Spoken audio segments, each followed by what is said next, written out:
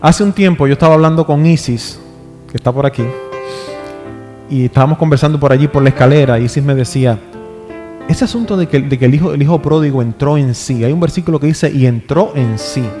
¿Qué es eso? ¿Qué es eso? Y la verdad es que a mí me había causado también curiosidad de esa frase que decía que el hijo pródigo había entrado en sí. Y me puse a buscar un poquito acerca de eso.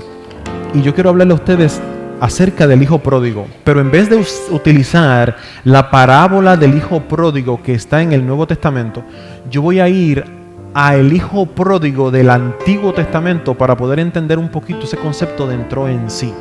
Porque al decir entró en sí, lo que significa es, hay algo en el Padre, que hizo que el hijo pródigo cayera en tiempo. Él se había ido de ese sí, pero contempló a su padre, porque la palabra dice entró en sí, se dio cuenta de que en la casa de su padre los siervos comían y él estaba comiendo comida de cerdo. Por lo tanto, lo que hizo que el hijo pródigo entrara en sí fue la contemplación del carácter de su papá. Pero el gran detalle es que para yo entender eso necesito moverme a otra historia, y yo quiero que tú me acompañes a una historia que está en el Antiguo Testamento. Pero antes, quiero pedirte por favor que inclinemos el rostro para formalmente abrir la palabra en el día de hoy. Señor, te agradezco porque tú eres bueno y porque tu misericordia dura para siempre. Bendícenos al abrir tu palabra y ayúdanos a entenderla. Danos tu Santo Espíritu en el nombre de Jesús. Amén. Yo quiero que tú me acompañes a la parábola o a la historia del hijo pródigo que está en el Antiguo Testamento. Y tú dices, ¿qué? ¿Que hay una historia del hijo pródigo que está en el Antiguo Testamento? Bueno, realmente para mí, esto es una conclusión a la cual yo llegué. Se encuentra en 2 de Samuel, capítulo 18. 2 de Samuel, capítulo 18, es la historia de ¿qué? ¿Se acuerdan de Absalón, el hijo de David? Absalón no era el primogénito de David.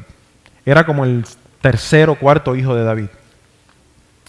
David tenía un reino estable.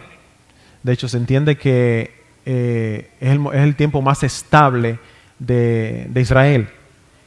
¿Qué sucede? Absalón entendía que ya era tiempo de que él fuera rey. Así que él quiso arrebatarle de la mano a su padre el reinado. Y dice la palabra que él comenzó a seducir al pueblo de Israel para que el pueblo de Israel lo estableciera a él como rey. Entonces, conocen ustedes la historia, Absalón se subleva formalmente en contra de su padre, le quita el reino de su padre. Yo digo que es la parábola del hijo pródigo porque es el hijo tratando de agarrar las bendiciones de su papá, la riqueza de su papá antes de tiempo. Absalón toma la decisión de quitarle el reino a su papá. Y las cosas que suceden después es lo que a mí me llama la atención, porque naturalmente para yo contemplar a Dios, yo tengo que contemplarlo a través de la palabra. Y la Biblia me dice que David era conforme al corazón de Dios. Por lo tanto, para yo entender, aunque sea cercanamente o remotamente, el corazón de Dios y entender la mente de Dios, la historia de David me ayuda a mí mucho a entender a Dios. ¿Me van entendiendo? Por lo tanto, cuando yo veo esta historia, yo veo un hijo que se subleva, que se va en contra totalmente de su padre. Y veo una cosa muy, muy importante. Yo quiero que tú me acompañes. Te dije que era 18 porque esa es la historia que voy leyendo, pero el versículo que te quiero señalar se encuentra en el próximo capítulo, que es el capítulo 19, versículo 9. Versículo 19, capítulo 19, versículo 9. Y una vez más, estamos hablando acerca de la historia de Absalón. Aguanten el versículo allí. Para beneficio de aquellos que no habían escuchado la historia, déjame hacerte un corto resumen de la historia, rápidamente. David fue el segundo rey de Israel. Antes de él había sido el rey Saúl. Saúl quitó sus ojos, por decirlo de forma sencilla, de la presencia de Dios. Por lo tanto, Dios les removió el reino y se lo dio a este muchacho joven llamado David. David tuvo muchos hijos y cometió muchos errores, nosotros lo sabemos. Sin embargo, David entendió lo que significa la restauración y en un momento de locura de su vida concluyó, Señor, la única manera en la cual yo puedo sobrevivir es que tú me cambies el corazón. Sácame el corazón y pon en mí un corazón de carne.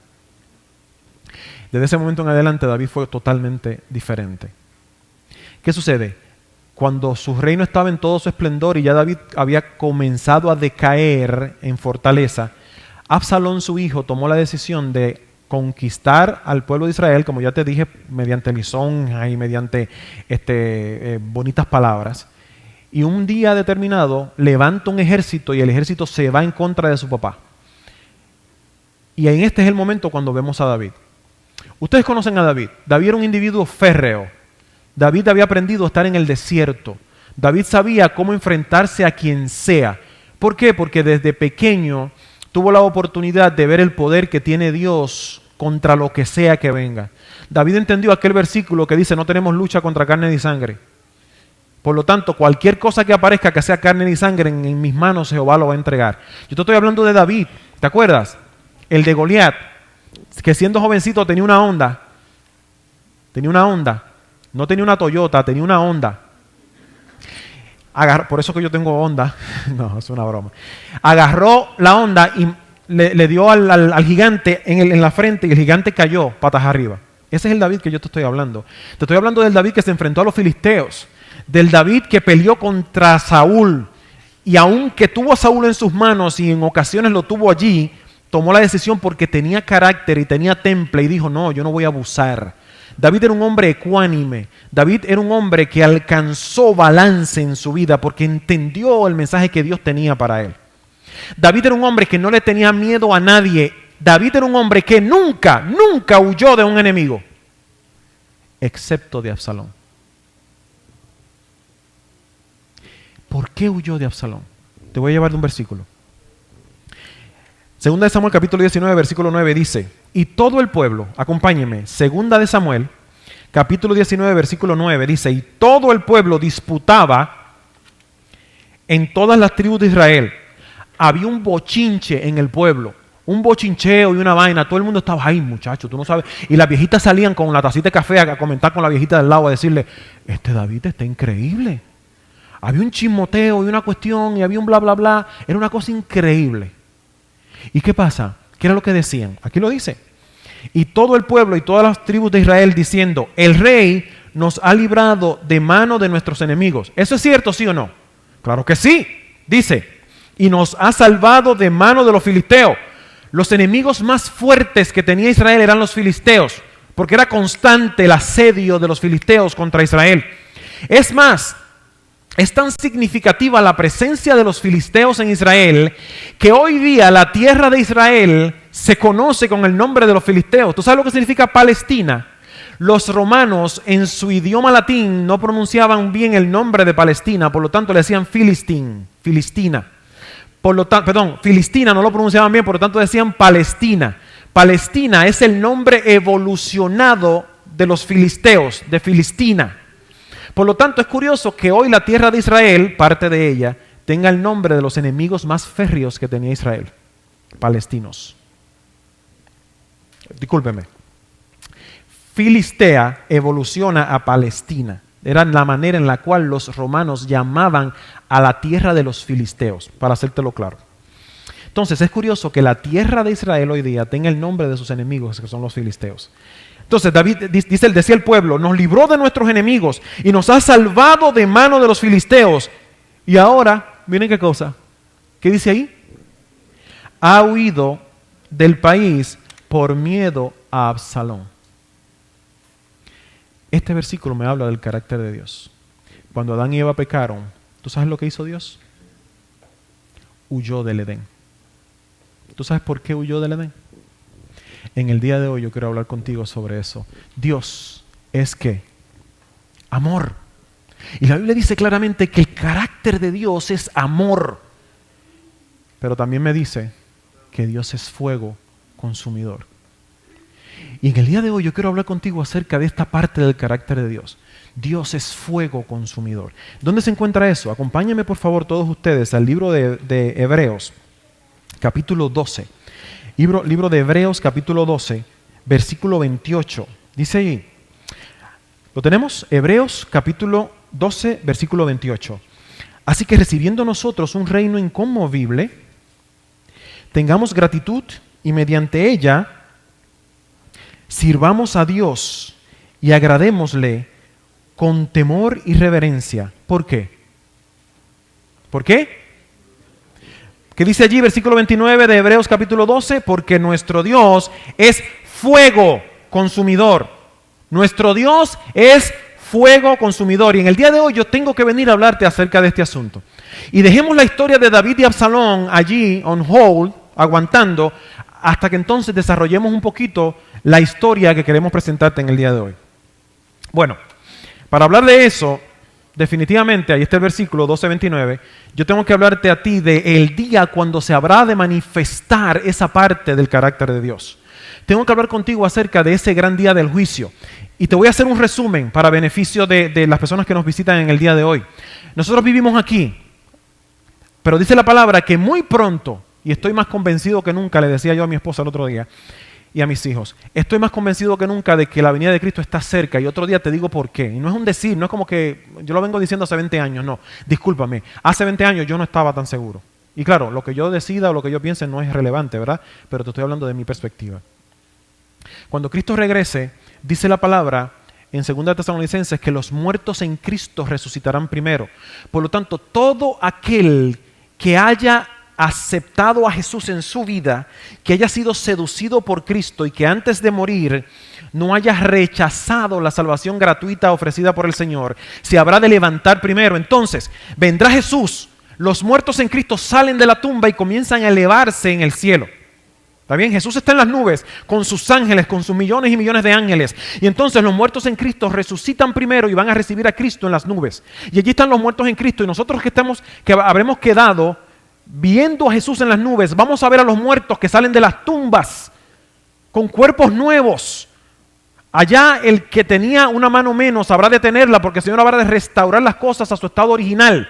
Por lo tanto, los muertos resucitan y suben a las nubes. Luego entonces, nosotros, dice la palabra, los que hayamos quedado, vamos a comenzar a elevarnos en las nubes, porque ya la física no da más. Y vamos a vencer las leyes físicas y comenzaremos a elevarnos. La gravedad no tiene sentido ante la presencia de aquel que la hizo. Nos elevamos en el cielo y ahí estamos los dos grupos, los muertos en Cristo y aquellos que habremos quedado. Y ese grupo de personas comenzará a elevarse al cielo. Aquel que no haya vivido por Cristo y no haya aceptado, aquel pecador que no haya aceptado a Cristo antes de morir, entonces con el resplandor de su venida habrá de morir. Y todos aquellos, tanto los muertos que murieron sin Cristo, como los vivos que vivieron sin Cristo, habrán de quedarse muertos en la tierra. Y dice la palabra en Apocalipsis capítulo 20 que nos habremos de elevar al cielo y estaremos allá literalmente 1000 años en el cielo. Mientras esos 1000 años en el cielo, los muertos estarán muertos, los que se murieron con la venida de Cristo estarán muertos, pero Satanás, dice la palabra, estará atado en la tierra, aburrido porque no tiene a nadie a quien tentar. Cuando terminen los 1000 años en el cielo, esos 1000 años en el cielo, la palabra dice que Dios se va a preparar para regresar, Jesús con nosotros. ¿Por qué vamos a regresar? Bueno, porque yo no nací para vivir en el cielo. Yo fui hecho en la tierra y este es mi hábitat natural. Por lo tanto, Dios quiere regresarnos a nosotros, a nuestro hábitat natural, según lo que dice Apocalipsis capítulo 20. Nos regresa a nuestro hábitat natural y regresamos con un grupo. Y ustedes ven en esa foto, en la parte de atrás, que se ve una ciudad dorada. La Biblia dice que la Santa Jerusalén habrá de venir cubierta, hermosa, con la presencia de Cristo en ella. Cuando descienda la Santa Jerusalén, entonces dice Apocalipsis que aquellos muertos que murieron sin Cristo van a ser devueltos. Dice que el mar devolvió a sus muertos y el Hades devolvió a sus muertos. Esa gente, entonces, van a estar fuera de la Santa Jerusalén. Y allí Satanás entonces los verá y volverá a hacer lo que él sabe hacer, que es tentar, y los va a tentar a que retomen la santa ciudad que está allí. ¿Por qué? Porque nosotros sabemos que el Armagedón, y un día hablamos de eso, el Armagedón es la historia de Satanás desde el principio tratando de conquistar el trono de Dios. El Armagedón no es una montaña, el Armagedón es una palabra compuesta que significa Ar Moed. Y el Ar Moed es el trono de Dios. Es la palabra que se usa para nombrar al trono de Dios. Satanás, el Armagedón es la historia de Satanás tratando de conquistar el trono de Dios. Y en ese momento él va a querer conquistar el trono de Dios y se va a juntar con la gente. Y ese grupo de millones y millones van a querer invadir la ciudad, pero en ese momento serán levantados los libros, Apocalipsis capítulo 20 también. Y en ese momento los libros van a ser abiertos. Y los que están afuera, habrán de ver gente dentro. Y esa gente afuera lo que va a preguntar es, ¿por qué yo estoy afuera y él está adentro? Y entonces los libros se van a abrir y van a decir, esta es la razón por la cual el que está dentro está adentro. ¿Por qué? Por él pecó, él robó, él mató. Sí, pero no rechazó la salvación que Cristo le dio. ¿Se acuerdan del pecado imperdonable que predicamos aquí hace 1 año y pico? ¿Cuál es el pecado imperdonable? Rechazar la salvación. Y lo voy a volar porque eso lo demostramos anteriormente. O sea, que el que está afuera va a preguntar por qué él está adentro. Está adentro porque aceptó la sangre de Cristo. ¿Y por qué yo estoy afuera? Porque rechazaste la sangre de Cristo. El que está adentro va a hacer la misma pregunta. ¿Pero por qué él está afuera? Porque rechazó la sangre de Cristo. ¿Y por qué yo estoy adentro? Porque déjenme decirle, una cosa que caracteriza al cristiano es que va a decir al final, Señor, ¿en qué momento yo te serví? ¿En qué momento yo le di comida al necesitado? Yo cubrí al desnudo. Yo no me acuerdo de eso. Por lo tanto, el cristiano va a decir, ¿qué yo hago aquí? Por tanto, tú aceptaste el mensaje de salvación en tu corazón. Yo te otorgué la corona de la vida. Entonces, va a haber esos dos grupos. En ese momento, dice la palabra, que desciende fuego y quema a todos aquellos que están fuera de la santa ciudad. En ese momento se manifiesta el fuego consumidor de Dios. Pero lo que yo quiero hacer contigo, esa historia tú la conoces, es ver en la Biblia qué significa el fuego consumidor y tratar de entenderlo. Tienes que entender, lo primero que tienes que comprender es que el fuego tiene un propósito. ¿Para quién está preparado el fuego según lo que dice allí? Es para ti. ¿El fuego está preparado para quemarte? No. Según ese versículo, ese fuego está preparado ¿para quién? Satanás y sus ángeles. No es para ti. Y como no es para ti, Dios no quiere que tú estés allí. Por eso la palabra dice que Él espera que todos procedan ¿a qué? Al arrepentimiento. El fuego no es para ti. Así que yo no voy a pararme aquí a decirte que si tú no aceptas a Cristo te vas a quemar. Porque lo primero que tengo que decirte es, en Cristo el juicio no tiene función sobre ti. Porque tú no eres el que vas a ser juzgado. Cuando tú aceptas a Cristo, entonces el carácter de Cristo vendrá a juicio. ¿Sabes lo que van a decir? ¿Dónde está César? Aquí está César. César es un sinvergüenza. Es verdad. César se robó una gallina en República Dominicana. Es verdad. Es verdad. ¿Y saben qué? Es verdad.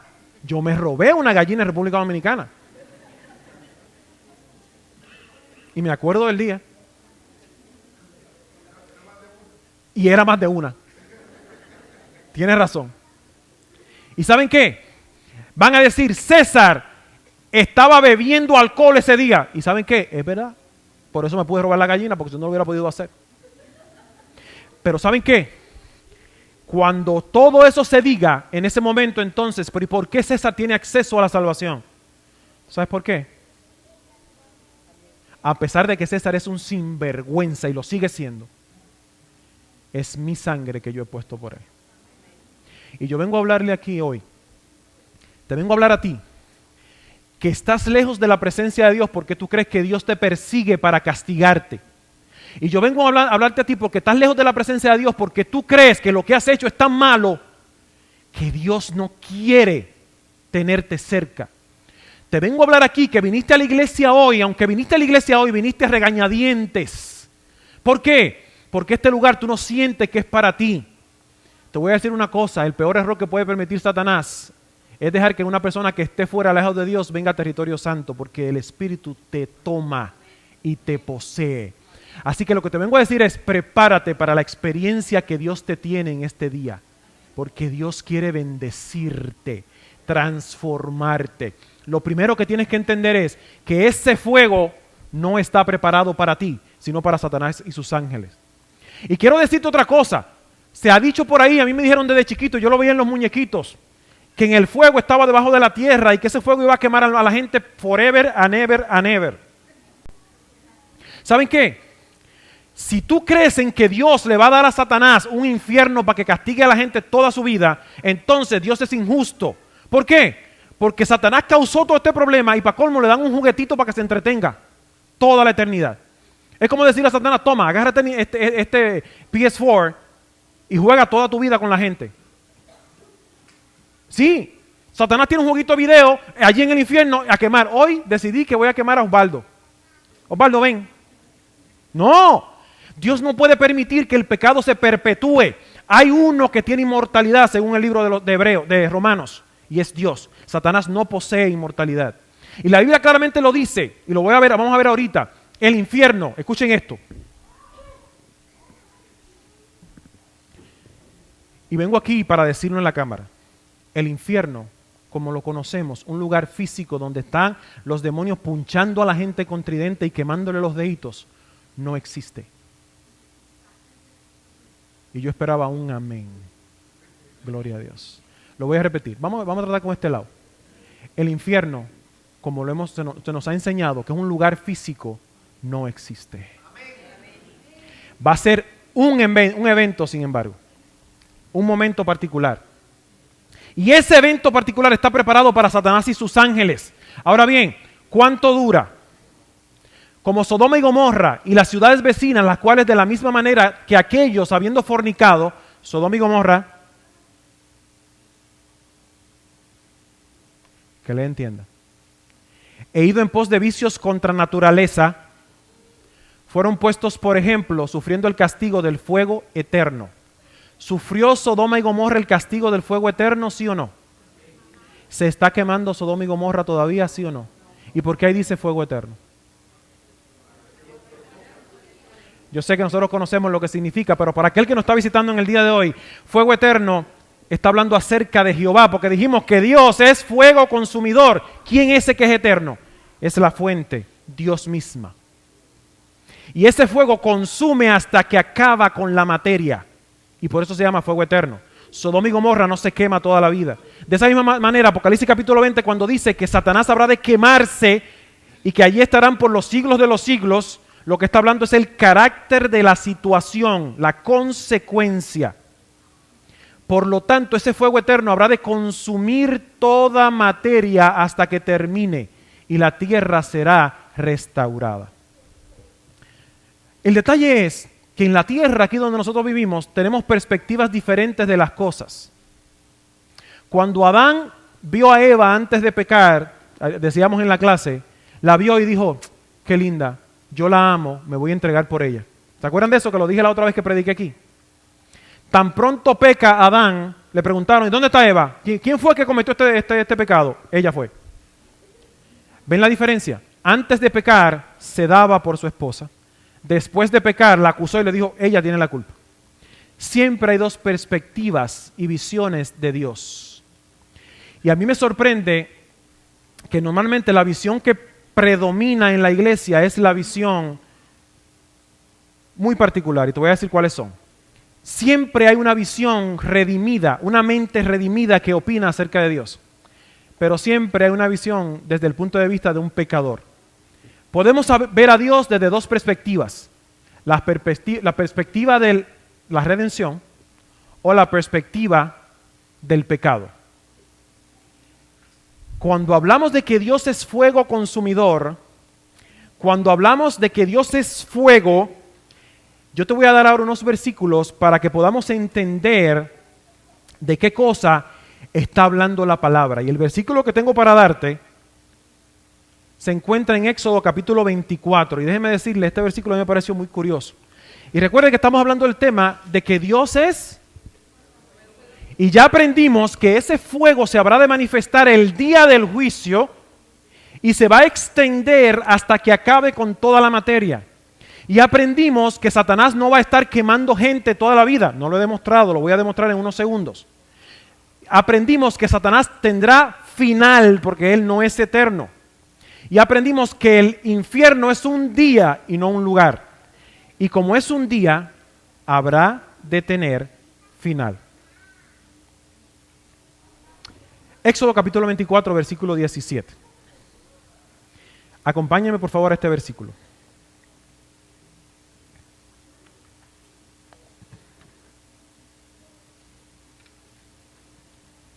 Entonces Moisés, estoy leyendo desde el versículo 15. Entonces Moisés subió al monte y una nube cubrió el monte. Y la gloria de Jehová reposó sobre el monte Sinaí. Y la nube lo cubrió por sus 6 días. ¿Ustedes me están siguiendo con sus Biblias? Abran sus Biblias, por favor. Y síganme, por favor. Versículo 16. Estoy leyendo en Éxodo capítulo 24, versículo 16. Y la gloria de Jehová reposó sobre el monte Sinaí. Y la nube lo cubrió por 6 días. Y el 7º día llamó a Moisés de en medio de la nube. Y la apariencia... Escuchen esto. Escuchen este versículo. Tienen que escuchar este versículo y tienen que leerlo. Dice, y la apariencia de la gloria de Jehová era como que la apariencia de la gloria de Jehová era como un fuego consumidor. ¿Verdad? Lo voy a repetir, suavecito para que me escuchen. La apariencia de la gloria de Jehová era como un fuego consumidor. ¿Cierto? La pregunta para ti es, ¿quién pensó que la apariencia de la gloria de Jehová era como un fuego consumidor? Ahí lo dice. Léelo. Míralo bien. ¿Qué dice? ¿Era Moisés el que pensaba eso o era el pueblo de Israel el que pensaba eso? Era el pueblo de Israel. Vamos a leerlo de nuevo. Versículo 16. Dice así. Y la apariencia de la gloria de Jehová era como un fuego abrasador en la cumbre del monte a los ojos de los hijos de Israel. Mientras tanto, dice versículo 18, y entró Moisés en medio de la nube y subió al monte y estuvo Moisés en el monte 40 días y 40 noches. Mientras el pueblo estaba abajo, y tú y yo sabemos que el pueblo estaba asustado, y tú y yo sabemos el carácter del pueblo porque sabemos lo que ellos hicieron mientras Moisés estuvo allá arriba. Ellos estaban lejos de la presencia de Dios, por lo tanto su perspectiva era desde la perspectiva del pecado en la cual estaban, y cuando vieron la manifestación de Dios, esa manifestación de Dios pareció un fuego abrasador para ellos. Mientras tanto, Moisés estaba en paz y penetró tranquilamente el fuego. Para Moisés, ¿fue un fuego abrasador? No. Te voy a decir más. ¿Te acuerdas de la zarza ardiente? Cuando Jehová se manifestó en la zarza ardiente y la zarza parecía que se quemaba, pero no se quemaba. Tú y yo sabemos que es imposible, el fuego consume. Pero ¿por qué la zarza no se quemaba? Y el versículo lo dice. Porque el lugar en donde estás, santo es. Entonces lo que te estoy diciendo es, lo que evitaba que la zarza se quemara era el hecho de que todo el lugar, incluyendo a Moisés mismo, habían sido declarados santos por la presencia de Dios. Por lo tanto, el fuego no tenía efecto sobre ellos. Fuego consumidor es la perspectiva del pecado. Si tú vas al libro de Hebreos, te vas a dar cuenta, no sabemos quién escribió el libro de Hebreos, entendemos que fue Pablo quizás. Pablo está diciendo, si tú te alejas, léete todo el capítulo, si te alejas de la gracia, si te alejas del autor y consumador de nuestra fe, si tú persistes en vivir alejado y no contemplas la grandeza, la bondad, la armonía de Dios, tienes que entender y vas a comprender que tu perspectiva de Dios es fuego consumidor. Pero aquel que está en armonía con Dios, el fuego consumidor, no es otra cosa que paz y tranquilidad. Y hay más versículos, déjame darte unos cuantos más versículos. Dice así, Malaquías capítulo 4, versículo 1 y 2. Malaquías capítulo 4, versículo 1 y 2. Dice así, este versículo es hermoso, estos versos. Dice, porque aquí viene el día ardiente como un horno. ¿El qué? La candela. Viene la candela. Ayer nosotros estábamos en Helen con mi suegra y demás agregados. Y yo me estacioné en un parking, en un estacionamiento que hay en Helen. y cuando me estoy estacionando con Raúl, mi cuñado, veo una van que en la parte de atrás tenía un mensaje maravilloso. Decía, Cristo, cielo, Satanás, infierno, decide. Y tú dices, no hay nada de malo con eso. No hay nada de malo con eso. Eso es verdad bíblica. Pero ¿qué parte de ese mensaje me atrae a mí a llegarme a Dios? Cielo quizás. Hay una cita muy hermosa del Espíritu de Profecía que dice, si la razón por la cual voy al cielo es temor al infierno, eso es egoísmo. Si la razón por la cual voy al cielo es para ver las calles de oro, eso es egoísmo. La única razón por la cual yo voy al cielo es para ver a Cristo Jesús y compartir eternamente con Él. La razón por la cual yo me casé y tuve una noche de boda no era, claro, ya yo entiendo lo que pasa en Cuba, eso es otra cosa, no era para ir a un hotel.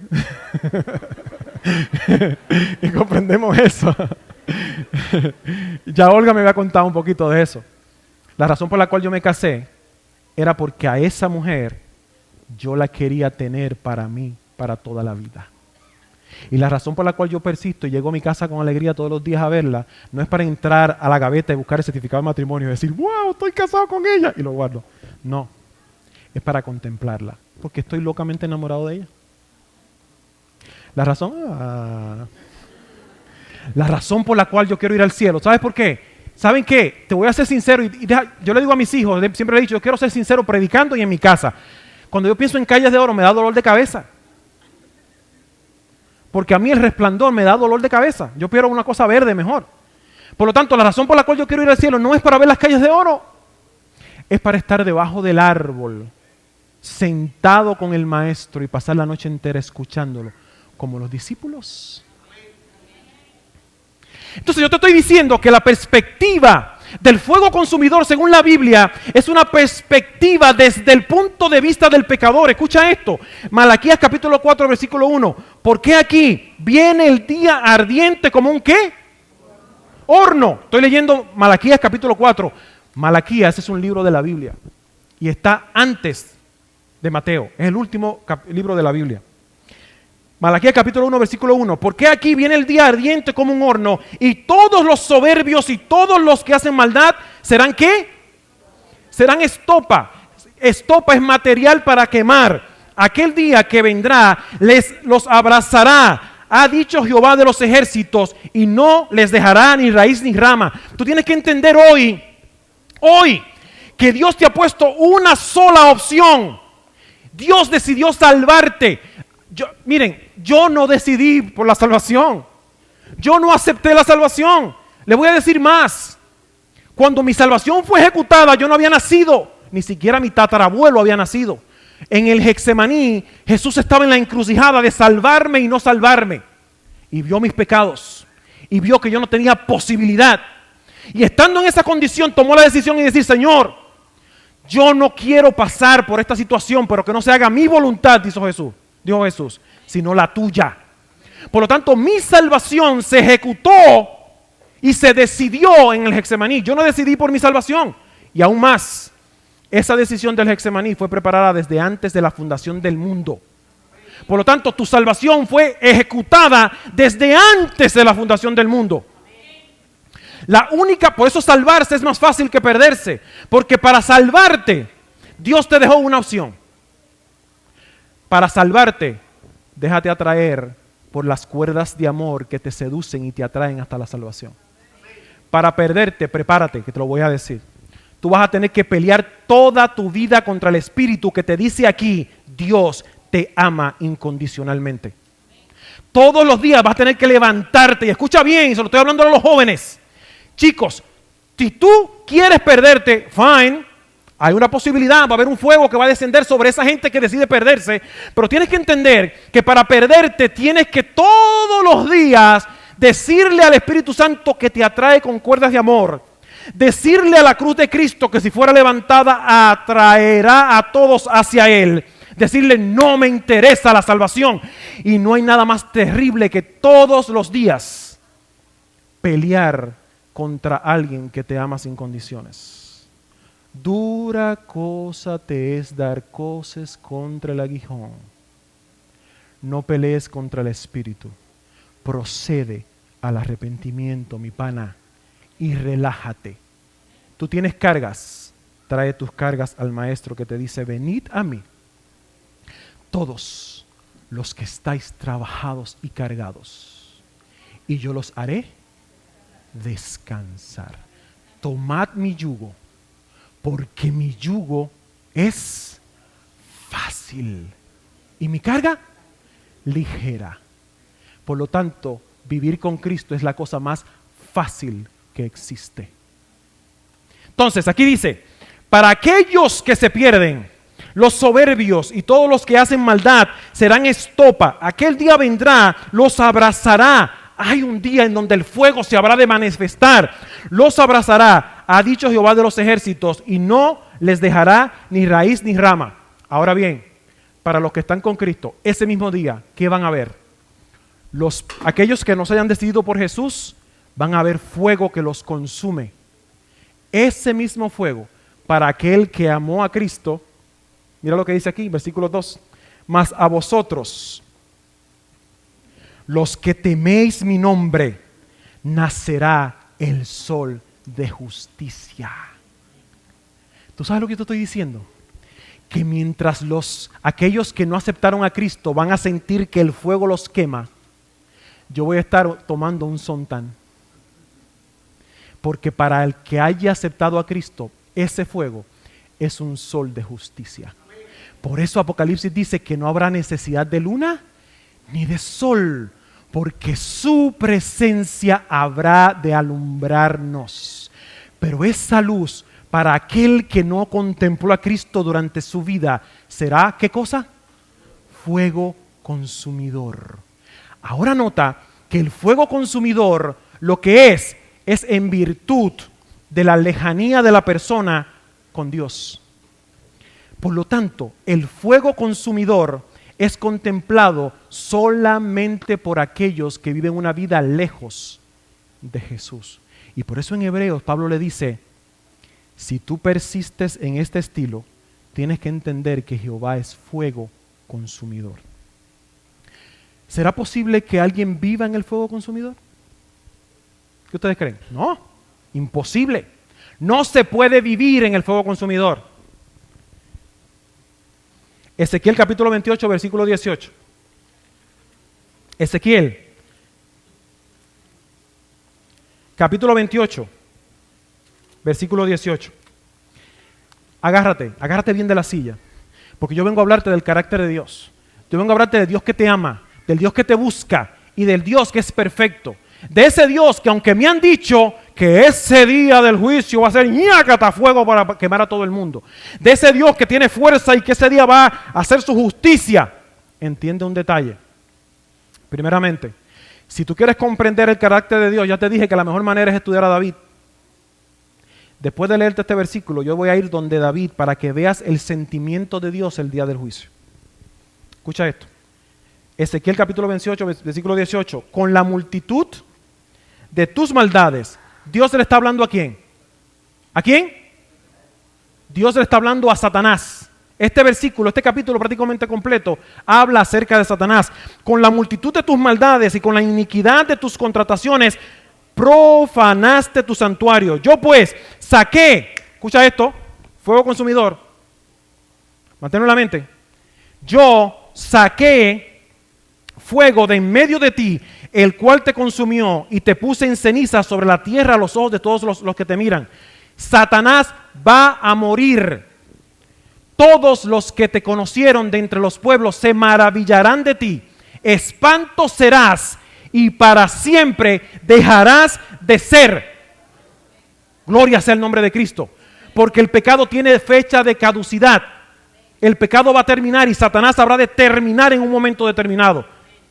Pero escucha bien. Sacaré fuego de en medio de ti.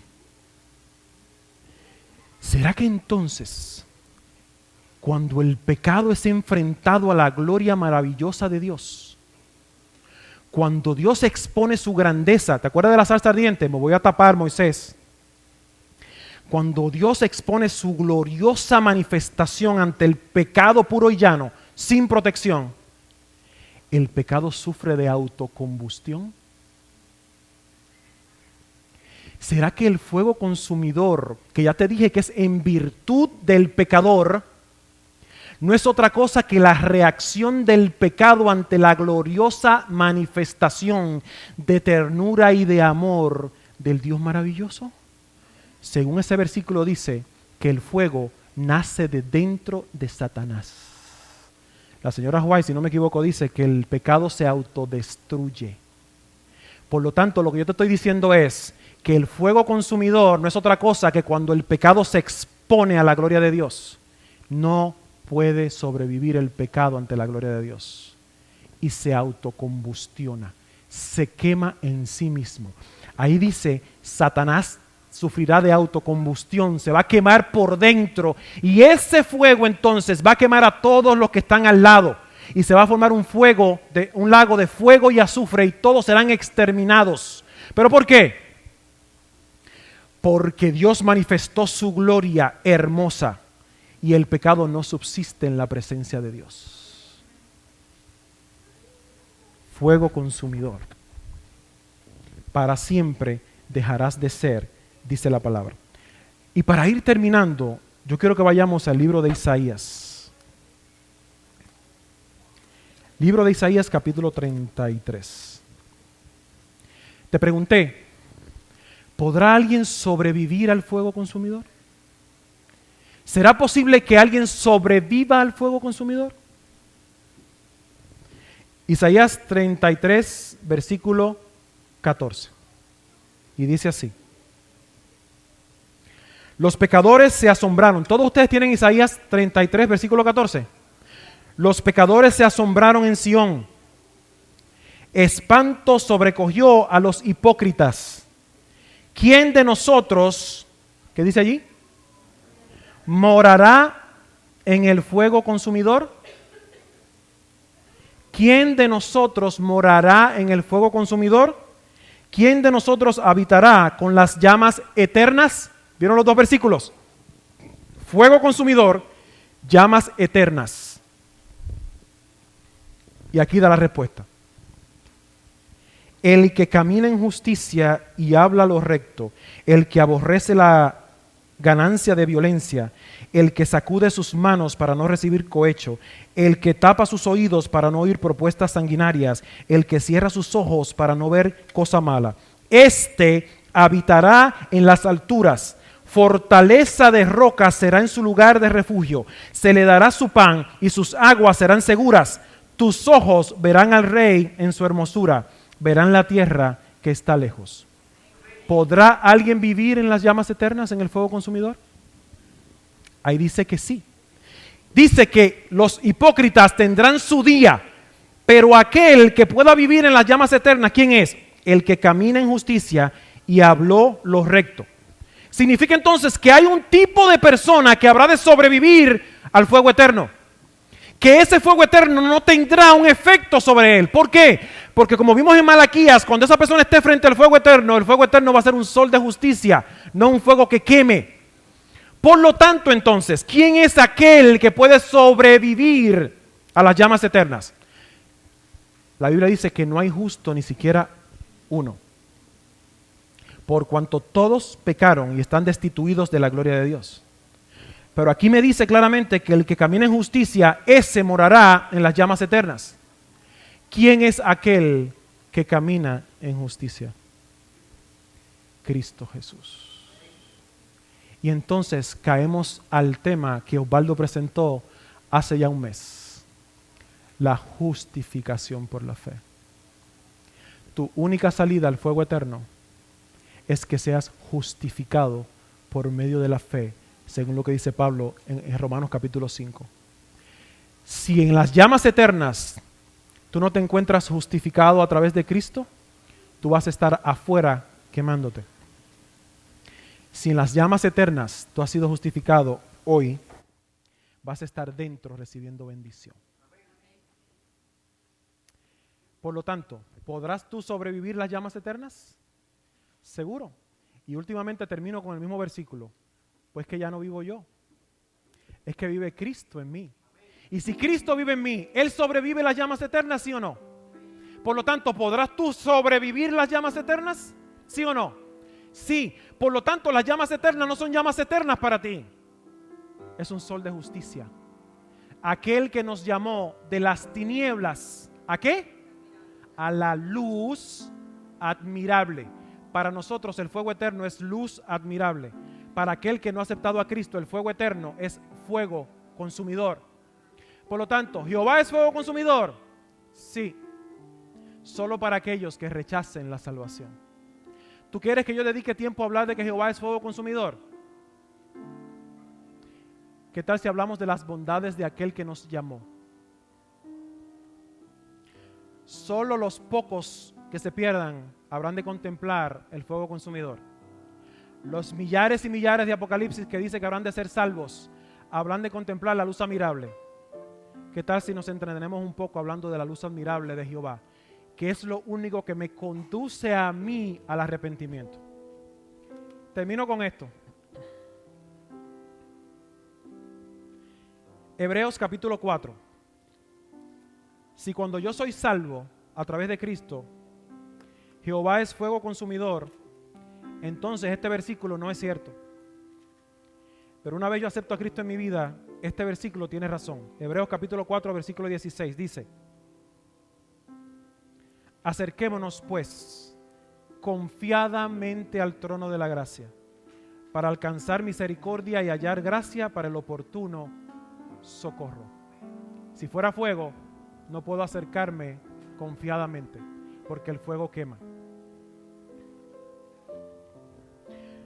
Una vez estaba predicando en una iglesia y el tema que estaba hablando era acerca del amor de Dios, de la eternidad del amor de Dios, de lo incondicional del amor de Dios, de que no depende de cómo tú te comportas o lo que tú haces.